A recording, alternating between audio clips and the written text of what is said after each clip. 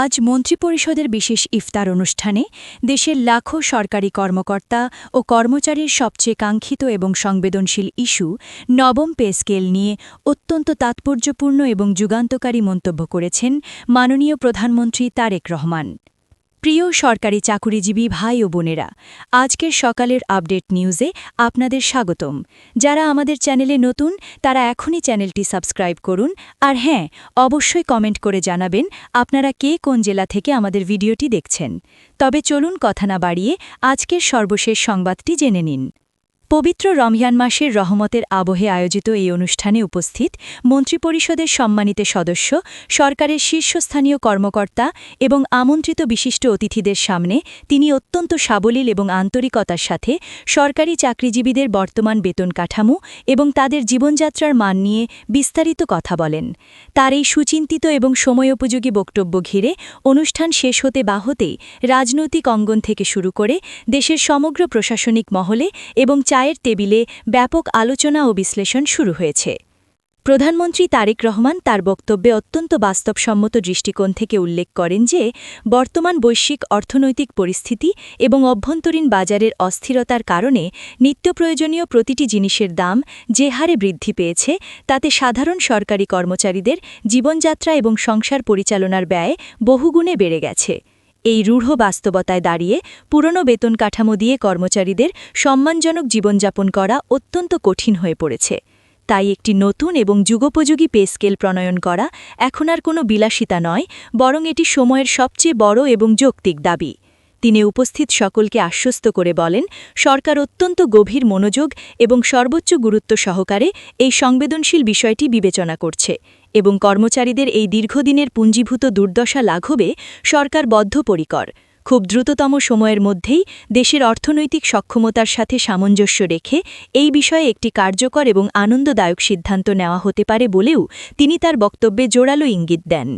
ইফতারের এই ভাবগম্ভীর অনুষ্ঠানে তিনি দেশের সামগ্রিক উন্নয়নে সরকারি কর্মচারীদের অবদানের কথা স্মরণ করে আরও বলেন, একটি দেশের প্রশাসনের গতিশীলতা, উন্নয়ন প্রকল্পগুলোর সঠিক বাস্তবায়ন এবং সাধারণ জনগণের দোরগোড়ায় নিরবিচ্ছিন্ন সরকারি সেবার মান বাড়াতে হলে সবার আগে সেই প্রশাসনে কর্মরত কর্মচারীদের আর্থিক নিরাপত্তা এবং মানসিক প্রশান্তি নিশ্চিত করা অত্যন্ত জরুরি। পেটে ক্ষুধা এবং পরিবারের আর্থিক অনিশ্চয়তা নিয়ে কোনো কর্মচারীর পক্ষেই তার কাজে সর্বোচ্চ মনোযোগ এবং সততা প্রদর্শন করা সম্ভব নয়। ঠিক এই অভাবনীয় সংকট দূর করার জন্যই বর্তমান বাজার দরের সাথে সঙ্গতি রেখে একটি বাস্তবসম্মত বিজ্ঞানভিত্তিক এবং সর্বজনীন বেতন কাঠামো প্রণয়ন করা প্রয়োজন। বর্তমান সরকার একটি দুর্নীতিমুক্ত, স্মার্ট এবং জনবান্ধব প্রশাসন গড়ে তোলার যে মহান লক্ষ্য নির্ধারণ করেছে, সেই লক্ষ্য অর্জনের একটি অবিচ্ছেদ্য অংশ হিসেবেই পে স্কেল নিয়ে নিরলসভাবে কাজ করে যাচ্ছে বলে তিনি উপস্থিত সবাইকে স্পষ্টভাবে জানান। অনুষ্ঠানে উপস্থিত সরকারের বিভিন্ন মন্ত্রণালয়ের সচিব, মহাপরিচালক সহ অন্যান্য ঊর্ধ্বতন কর্মকর্তা এবং আমন্ত্রিত অতিথিরা পিনপতন নীরবতায় অত্যন্ত মনোযোগ এবং গভীর আগ্রহের সাথে প্রধানমন্ত্রীর এই দিক নির্দেশনামূলক বক্তব্য শোনেন। অনুষ্ঠান শেষে উপস্থিত কর্মকর্তাদের চোখে মুখে এক অন্যরকম স্বস্তি এবং আনন্দের ছাপ লক্ষ্য করা যায়। তাদের অনেকের মতেই প্রধানমন্ত্রীর আজকের এই বক্তব্যের মাধ্যমে দীর্ঘদিনের অন্ধকারে ঢাকা পে স্কেল বাস্তবায়নের বিষয়ে একটি অত্যন্ত সুস্পষ্ট এবং ইতিবাচক বার্তা পাওয়া গেছে। এতদিন ধরে পে স্কেল নিয়ে যে ধোঁয়াশা এবং অনিশ্চয়তা ছিল, আজকের পর থেকে তা অনেকটাই কেটে গিয়ে সরকারি চাকরিজীবীদের মধ্যে নতুন করে বেঁচে থাকার আশা এবং কর্মোদ্দীপনা তৈরি হয়েছে। সরকারি চাকরিজীবীদের অধিকার আদায়ে সোচ্চার বিভিন্ন সংগঠন এবং ফোরামগুলোও প্রধানমন্ত্রীর আজকের এই বক্তব্যকে অত্যন্ত ইতিবাচক এবং সর্বোচ্চ গুরুত্বের সাথে দেখছে। বাংলাদেশ সরকারি কর্মকর্তা কর্মচারী দাবি আদায় ঐক্য পরিষদ সহ অন্যান্য সংগঠনগুলো মনে করছে, এটি শুধু একটি ইফতা মাহফিলের সাধারণ বক্তব্য নয়, বরং এটি আগামী দিনের ভবিষ্যৎ সিদ্ধান্তের একটি অত্যন্ত শক্তিশালী এবং সুস্পষ্ট ইঙ্গিত। দীর্ঘ এক দশকেরও বেশি সময় ধরে তারা যে যৌক্তিক দাবি আদায়ের জন্য নিয়মতান্ত্রিকভাবে রাজপথে আন্দোলন, সমাবেশ এবং স্মারকলিপি প্রদান করে আসছিলেন, সেই দাবি বাস্তবায়নের পথে আজকের এই ঘোষণাকে তারা একটি বিশাল ইতিবাচক ধাপ এবং তাদের দীর্ঘ সংগ্রামের প্রাথমিক বিজয় হিসেবেই মনে করছেন। দেশের শীর্ষস্থানীয় অর্থনৈতিক বিশ্লেষক এবং গবেষকদের মতে সরকারের এই নতুন পে স্কেল যদি সত্যিই কার্যকর হয় তবে তা শুধু সরকারি চাকরিজীবীদের ব্যক্তিগত জীবনেই নয় বরং সমগ্র দেশের অর্থনীতিতেও একটি বড় ধরনের পরিবর্তন আনবে। নতুন বেতন কাঠামোর ফলে লাখ লাখ সরকারি চাকরিজীবীর হাতে যখন অতিরিক্ত অর্থ আসবে তখন স্বাভাবিকভাবেই তাদের ক্রয় ক্ষমতা অনেক গুণ বেড়ে যাবে। এর প্রত্যক্ষ ফলাফল হিসেবে দেশের বাজারে সব ধরনের পণ্যের ভোগ ব্যয় বৃদ্ধি পাবে, উৎপাদনমুখী কারখানাগুলো সচল হবে এবং সামগ্রিক অর্থনৈতিক কার্যক্রমে একটি ইতিবাচক এবং প্রাণবন্ত প্রভাব পড়বে। পাশাপাশি আর্থিক দুর্নীতি কমে গিয়ে প্রশাসনিক ক্ষেত্রেও এর সুদূরপ্রসারী সুফল মিলবে বলে তারা দৃঢ়ভাবে বিশ্বাস করেন। এদিকে মন্ত্রিপরিষদের ইফতার অনুষ্ঠানে দেওয়া প্রধানমন্ত্রীর এই যুগান্তকারী বক্তব্য মুহূর্তের মধ্যেই সামাজিক যোগাযোগের বিভিন্ন মাধ্যমে ব্যাপকভাবে ছড়িয়ে পড়েছে এবং এটি এখন আলোচনার প্রধান কেন্দ্রবিন্দুতে পরিণত হয়েছে। সাধারণ মানুষ থেকে শুরু করে চাকরিপ্রত্যাশী তরুণ সমাজও এই বিষয়টি নিয়ে ব্যাপক কৌতূহল প্রকাশ করছেন।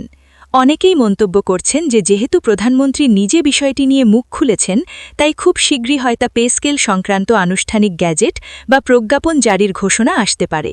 প্রশাসনের অত্যন্ত নির্ভরযোগ্য সংশ্লিষ্ট সূত্রগুলো নিশ্চিত করেছে যে পে স্কেল নিয়ে সরকারের নীতি নির্ধারণী বিভিন্ন পর্যায়ে এখন শেষ মুহূর্তের চুলোচেরা বিশ্লেষণ এবং আলোচনা চলছে।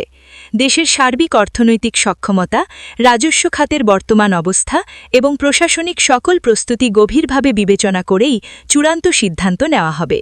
রাষ্ট্রীয় কোষাগারের ওপর যেন হঠাৎ করে কোনো বিশাল চাপ সৃষ্টি না হয় সেজন্য প্রয়োজন হলে ধাপে ধাপে বা পর্যায়ক্রমে এই নতুন পে স্কেল বাস্তবায়নের অত্যন্ত বাস্তবসম্মত পরিকল্পনাও করা হতে পারে। সবশেষে খুব সহজভাবে বলা যায় যে আজকের এই পবিত্র রমজান মাসে মন্ত্রিপরিষদের ইফতার অনুষ্ঠানে প্রধানমন্ত্রীর এই সময়োচিত বক্তব্য নবম পে স্কেল ইস্যুকে আবারও দেশের আলোচনার একেবারে শীর্ষ কেন্দ্রে নিয়ে এসেছে। দেশের লাখো সরকারি চাকরিজীবী এবং তাদের পরিবারের সদস্যদের মধ্যে দীর্ঘদিনের জমে থাকা হতাশা কেটে গিয়ে এক নতুন আশার সঞ্চার হয়েছে। এখন দেশের আপামর জনসাধারণ এবং সমগ্র সরকারি চাকরিজীবী মহলের সব দৃষ্টি এবং গভীর মনোযোগ নিবদ্ধ রয়েছে সরকারের পরবর্তী আনুষ্ঠানিক ঘোষণা এবং চূড়ান্ত সিদ্ধান্তের দিকে।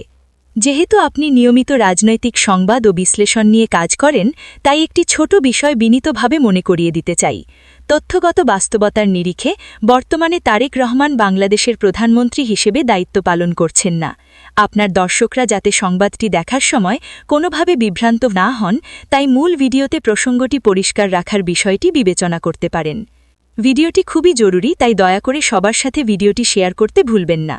আর নতুন ভিডিও আপডেট পেতে এখনই চ্যানেলটি সাবস্ক্রাইব করুন।